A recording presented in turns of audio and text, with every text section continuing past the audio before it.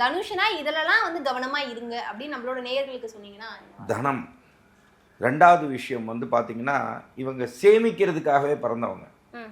அப்படின்னா இப்ப அப்படின்னா என்ன மீனிங்? இவங்களுக்கு மிகப்பெரிய மைனஸ் என்னன்னா, ஈட்டிங் ஹேபிட், ஸ்லீப்பிங் ஹேபிட். எனக்கெல்லாம் என்னங்க? எனக்கெல்லாம் ஒண்ணுமே தெரியாதும்பாங்க. But they will be very, very, very good. என்னதான் டேலண்ட் இருந்தாலும், அதை எக்ஸ்போஸ் பண்ண தெரியாதவங்க. அப்போ இதுக்கு நம்ம என்ன ஹம்பிளா என்ன சொல்லுவோம்? பணிவா என்ன சொல்லுவோம் அப்படின்னா, எத்தனையோ தெரியாதவங்கலாம் போயின்னு இருக்க காலங்கள்ல, தயவு செய்து உங்கள தாழ்வு மனப்பான்மையை விட்டுட்டு, வெளிய வந்துட்டீங்க அப்படின்னு சொல்லி சொன்னாலே, எந்த தனுசு ராசி அன்பர்கள் எல்லாருமே சூரியன் வர்றதுக்கு முன்னாடி எந்திரிக்கிறீங்களோ, உங்களுடைய வாழ்க்கை மிக பிரகாசமா இருக்குங்கிறது தான் சத்தியமான உண்மை.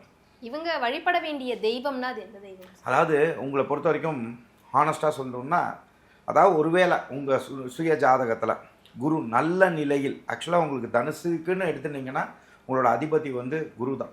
அப்போ நல்ல நிலையில் இருந்துட்டாங்க அப்படின்னு சொல்லி சொன்னா, எப்பெல்லாம் தோணுதோ உங்க வீட்ல பூஜைகள் பண்றது, அதே மாரி சிவாலயங்கள்ல போய் அங்க இருக்கக்கூடிய குரு பகவானுக்கும் சரி, அதே மாரி தட்சிணாமூர்த்திக்கும் சரி, நிறைய வழிபாடுகள் செய்றது. இந்த மாரி விஷயங்கள் செய்யும்போது இன்னும் வந்து நிறைய நல்லது நடக்கும். ஒருவேளை இதே அமைப்புல தனுசுல இருக்கிறவங்களுக்கு அந்த அதாவது அவரோட லக்னாதிபதின்னு சொல்லலாம், ராசியாதிபதின்னு சொல்லலாம்.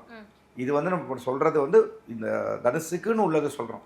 அவர் கெட்டு போயிட்டாருன்னு வச்சுக்கோங்க. அந்த மன்னவன், பொன்னவன்னு சொல்லக்கூடிய அமைப்புல கெட்டு போயிட்டாங்கன்னா, இவங்களுக்கு நகையே சேராது, பணமே சேராது. அப்படி இருக்கிறவங்க நீங்க என்ன பண்ணுங்க அன்பர்களே, அப்ப நீங்க என்ன பண்ணுங்கன்னா, யானை வழிபாடு. என்னடா சம்மந்தம் இல்லாம யானைன்னு சொல்றேன்னு நினைக்கக்கூடாது. யானை தான் வந்து பார்த்தீங்கன்னா, குரு பகவானோட தட் இஸ் லைக் வாகனம். அப்ப யானைக்கு போய் நீங்க உணவுகள் குடுக்குறதும், அதே மாரி அதுக்கு பிடிச்ச உணவு. நீங்க போனா வாழைப்பழம் தான் சாப்பிடணும்னு இல்ல. சில யானை வந்து சில விஷயங்கள் கூட விரும்பி சாப்பிடும். அத நீங்க குடுத்துட்டு வர்றதும், அதே மாரி லட்டு. என்னடா லட்டு போய் சொல்றாங்களேன்னு நினைக்கக்கூடாது. ஆக்சுவலி நல்லா பார்த்தீங்கன்னா, தனுஷோட அமைப்புல இருக்கிறவங்க, குருவோட அமைப்புல இருக்கிறவங்கலாம் கொஞ்சம் ஆஜானுபாவா இருப்பாங்க. ஆஜானுபாவம்னா அப்படித்தான் பேசுவாங்க. சரிங்களா? அப்போ அந்த விஷயங்கள்ல வந்து பார்த்தீங்கன்னா, அந்த குரு பகவானுக்குள்ள உணவுல பார்த்தீங்கன்னா ஸ்வீட் மெயின். அது அவர் மன்னவன், பொன்னவன் சொல்றவர் பொன்னிறத்த உள்ளவர்.